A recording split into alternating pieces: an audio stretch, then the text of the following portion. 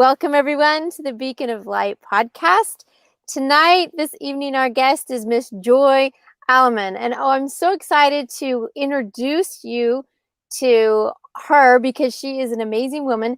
She has written an amazing book called Finding Joy. And her book is something really powerful.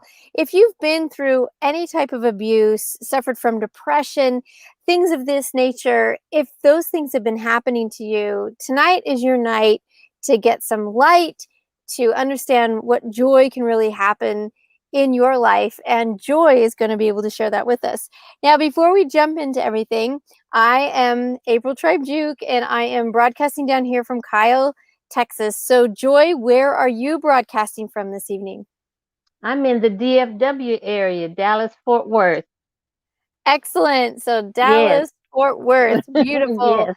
Texas to Texas. Here we are. We're so Right. excited that you are here. Yes. Thank you. You're welcome. You're welcome. I'm so happy to have to be together again. And Joy and I first met gosh, a little over a year ago, I think it was, through Yes. through a big group of people that were getting, really domestic violence awareness, and preparing to go to Washington, and preparing other state capitals to receive, Right. kind of the information about domestic violence. And that's when I first met Joy, connecting through this. And it's been a wonderful experience. And when I found out about her book, and I've been, going through it a little bit here, she really talks about how life is full of twists and turns, but you can actually still have joy at the end of your adversity. It's not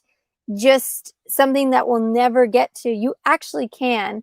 And so, Mhm. Joy, tell us a little bit about yourself, and then we're going to jump into this topic. Yes. Well, first and foremost, I am a believer, and I have one adult child. I've worked in missions and ministry, and always wanted to help others.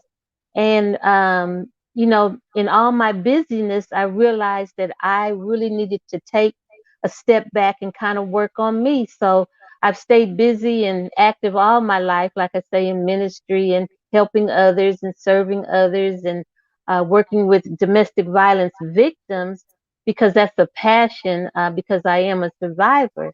And so with all these different things I was doing, it brought to the forefront that I needed to do some personal healing. And so that's where I am now. Wow, beautiful. I love how you didn't sit. You took action. You took control. You might not have had control of the abuse, the domestic violence that happened to you, but you took control of your life, ready to heal. Mhm. And um, what have you discovered in your healing journey? April, first of all, I want to thank you again for even having me. But in my healing journey, one important thing that I noticed, I realized, is that I had to face my fears, and I had to face what happened in the past, and I had to be brutally honest with myself. So I've learned that this is absolutely a journey, the healing process.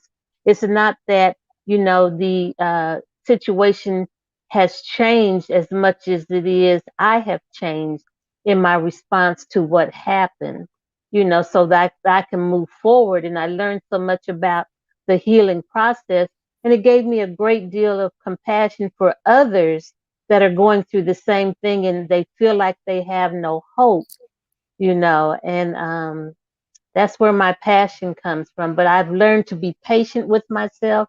I've learned so much about self-care, and I've learned about setting boundaries. And that's a liberating feeling when you're able to set boundaries and be okay with it. Agreed, agreed. Yes. Boundaries are a huge key to the success of the healing because it still allows you to serve, and everyone knows, oh, there's the line. And there's no more confusion. You don't Right. confuse yourself.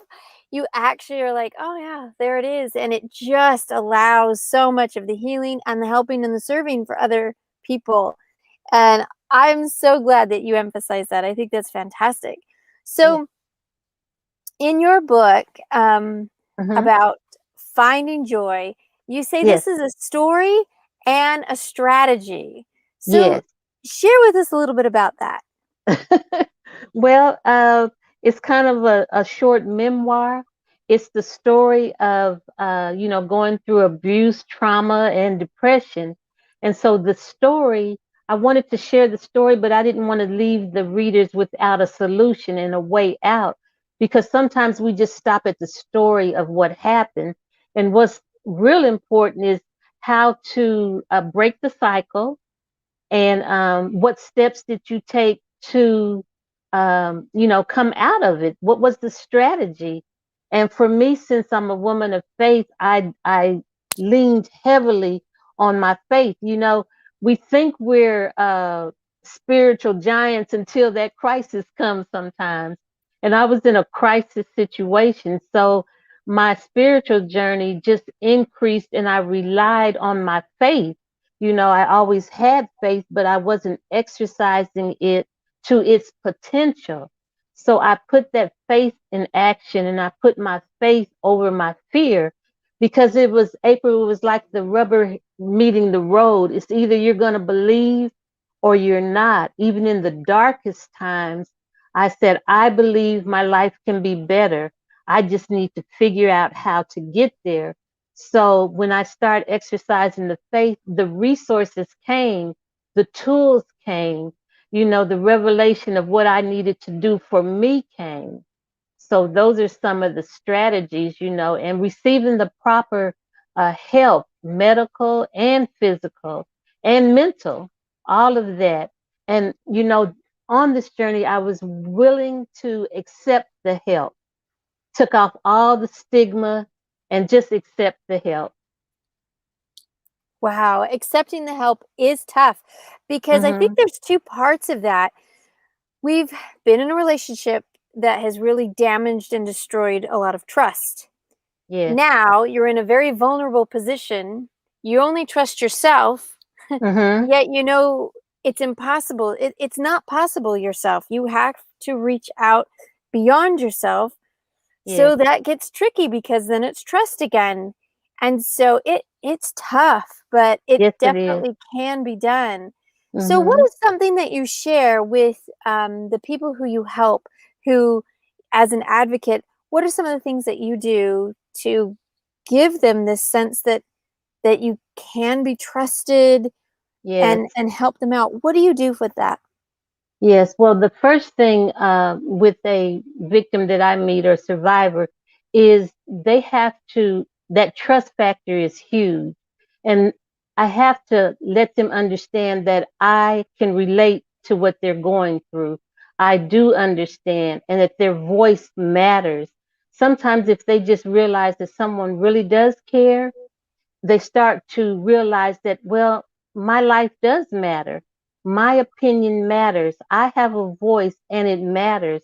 So the first thing I always do is let them know I'm here to listen to what you have to say, and I believe you. I absolutely believe you. And then we take that step, we build on that trust, and then we begin to get to the core of what the real issue is that allows you to allow others to abuse you, Wow. without without putting the blame on them. I always turn it back to, you're responsible for your care. So let's work on you, because we can't change another person's behavior, but we can change our response to it. And as we change our response to it, then the way it affects us changes. Wow, brilliant. That is so clear. So, how many of the survivors who you share this, information with, are they readily accepting it? Does it take them a while? Like, how Hmm. do they experience this? Yes, it usually takes a while. And April, when I first began this work, I would get very discouraged because I would listen and share my story and gain that trust. But a lot of times they would return. And what I came to realize is that's okay, because that's where they are. But I always leave that door open that if they leave, the counseling or the coaching, or even if they leave transitional housing, leave that door open for them to come back, because we know that it takes about 7 times for an abused person to actually leave their situation for good. And so that was the story with me. It wasn't the first time, second time, third time. I lost count. So I always leave that door open, and see what that does is when she encounters that situation again, I've given her a lifeline. It's like I can reach back out. I can always go back and start this process over. We don't ever want to make them feel like, once you leave and once you hit a rough spot, that's it. I don't want to deal with you anymore. We want to always leave that door open. Love that. I think that is key. I hope people out there who I call supporters, I hope that they are really listening into that key factor. And the perspective on it, in my opinion, is that um, most of their life, the victim or survivor has been in a place where they lacked control, lacked hardly any control. Yes. And the other person's always calling the shots. And then if we reach out to help and support, and we feel like, well, maybe they're not doing it the way that I wanted them to do it, or maybe they promised that they would leave and now they're going back. If we start to lay conditions on them, what in the world is it? We're not even being a supporter. I think of it this Right. way, like as a first responder, right? So Mm-hmm. when a fireman comes to your home and puts out the flame, he doesn't say, I'm not going to turn the water on the house until someone tells me who started the fire. Did you start it? You Mm-hmm. started it. No, they Mm-hmm. show up and they just get going.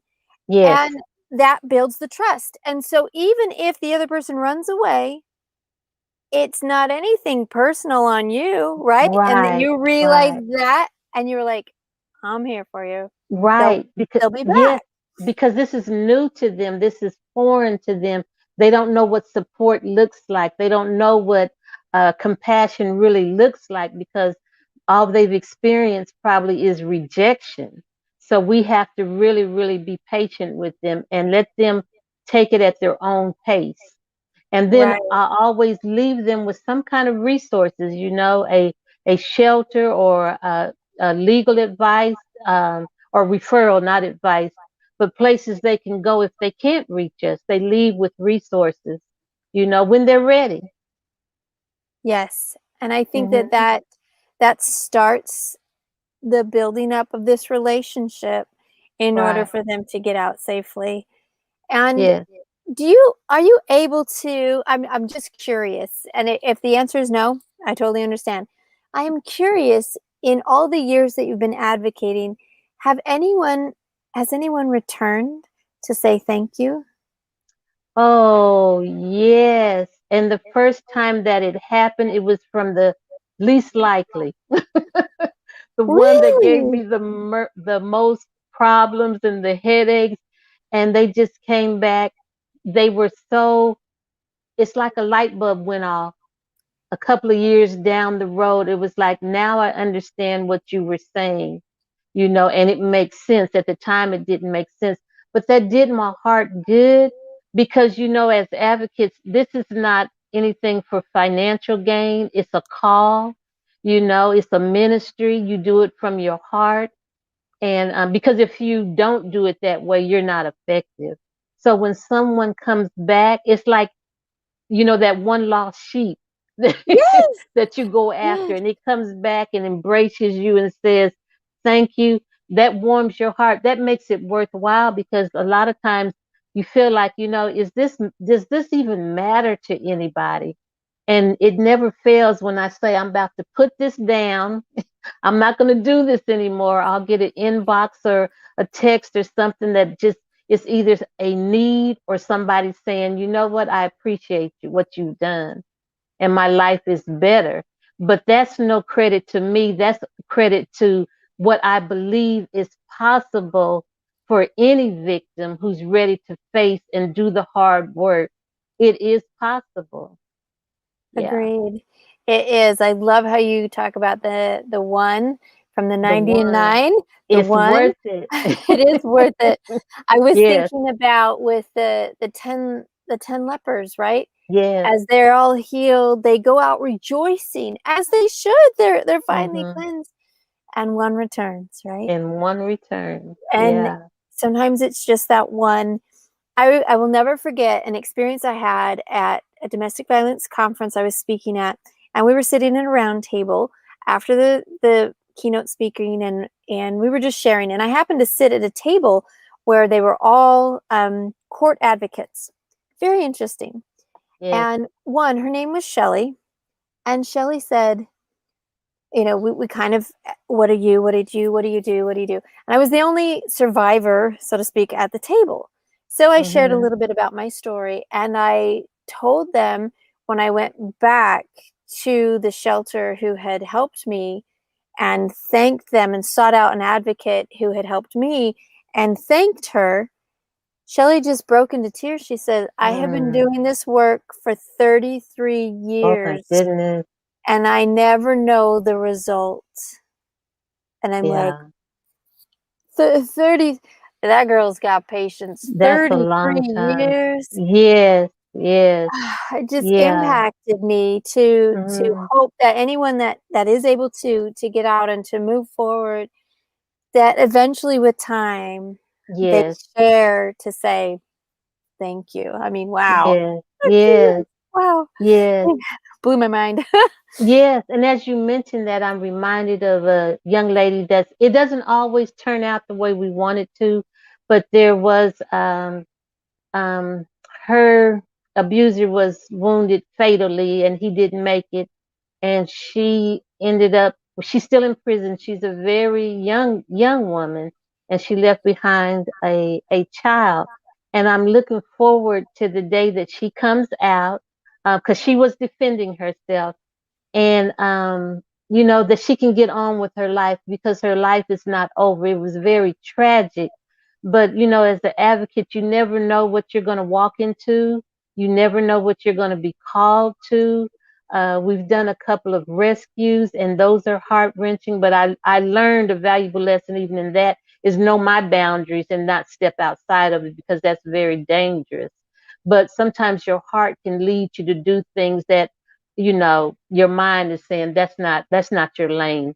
So we learn as we go, but I'm excited about reuniting with some of the women that now are doing time, or they've been separated from their children because of the abuse.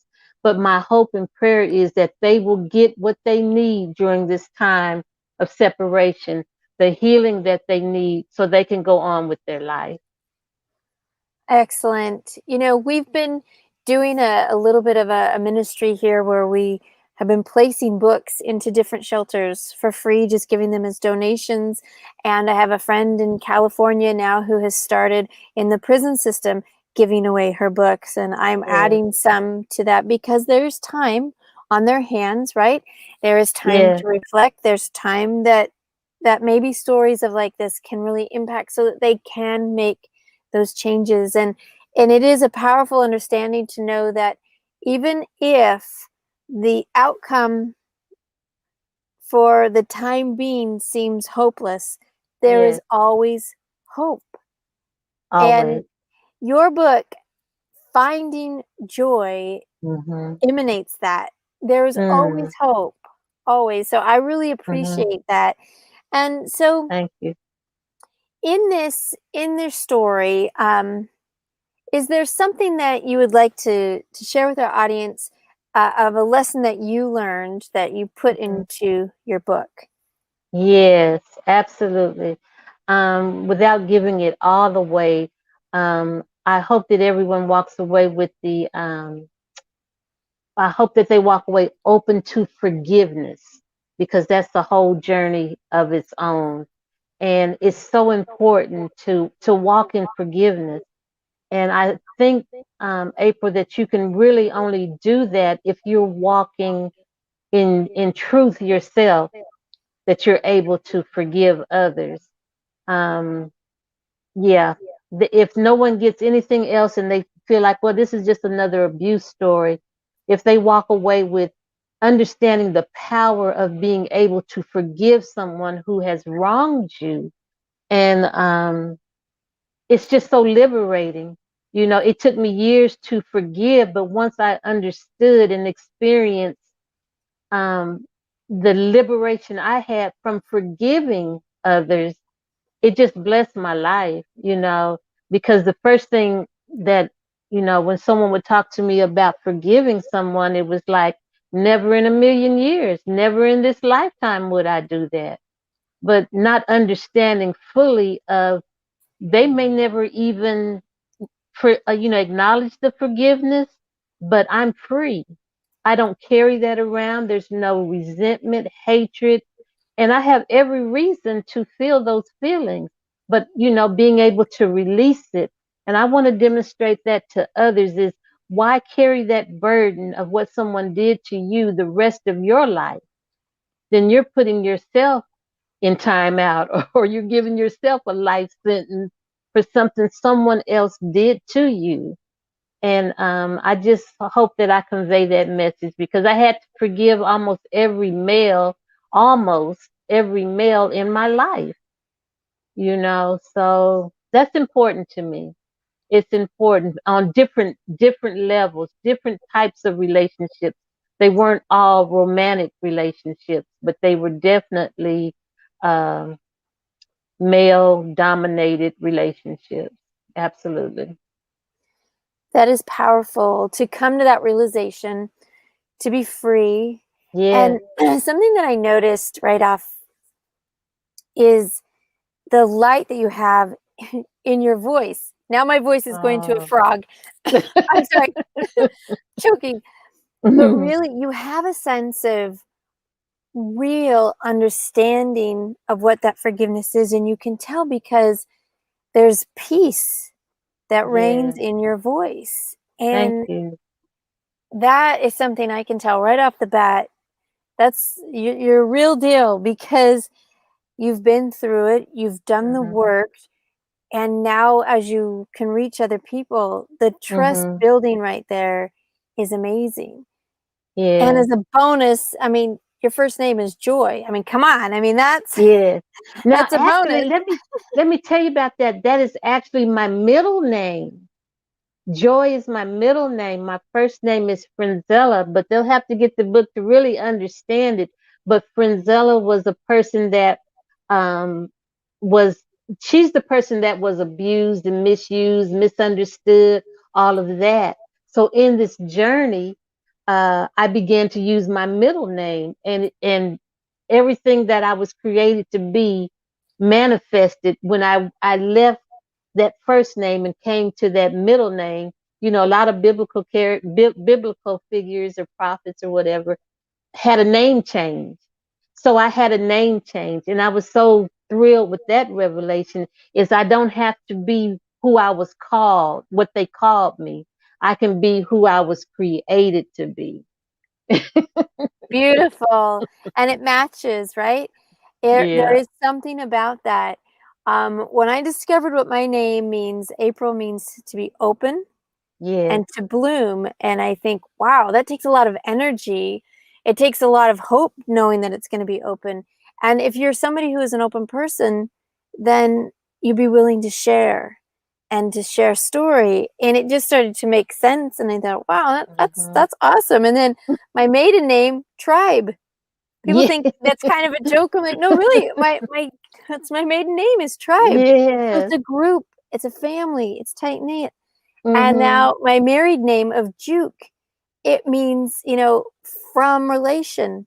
And so it's like, wow, all of these things really just kind of, Wow. Come meet together. together. They Yes. do.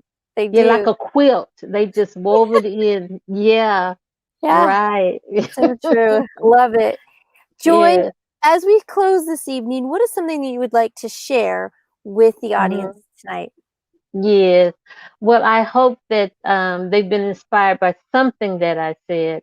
And I work a lot one-on-one, and I can be reached, of course, through Facebook, through Messenger, or yeah, that would be the best way. I do have a calendar link that they could use. And I believe it's bit.ly/chat with joy and the number 2. Chat with joy, the number 2, if they want to just have a conversation with me. And then we also have a domestic violence support group, and it's called Purple Reflections. And that's where I try to pour into ladies and just encourage them on their journey, whether you're just beginning it or you've been out 20 plus years, and we just come together and support each other. And that link is bit.ly/DV support. Yes, DV support. So, I just wish the best for everyone that's watching and listening, and know that it's possible It to come out of domestic violence, trauma, and depression.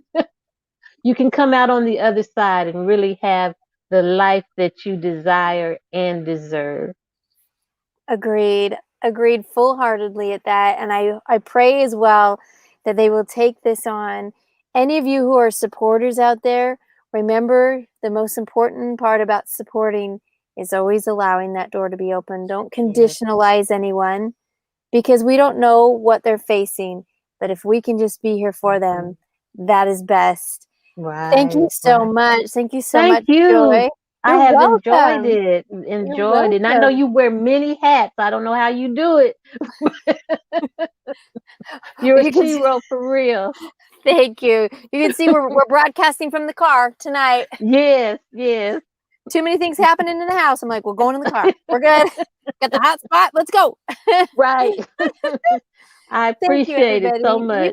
You bet. So, And everyone can find Joy's book on Amazon called Finding Joy. I'll drop a link down here below, and we will be posting this up on Anchor later this evening. It's also replays will be through the week, and so come back. If anyone missed it, make sure you catch that replay. Let us know what it is that you do. Thank you, Sharon. She says, I love what you do. She's an amazing woman. And Christy, wow. thank you so much. Great Wow. message. Thank you for Oh, listening and following thank through. you. Thank you, Thank everybody. you. It has Yes. been a joy to be with you all tonight. Thank you. You're welcome. Bye-bye, everybody.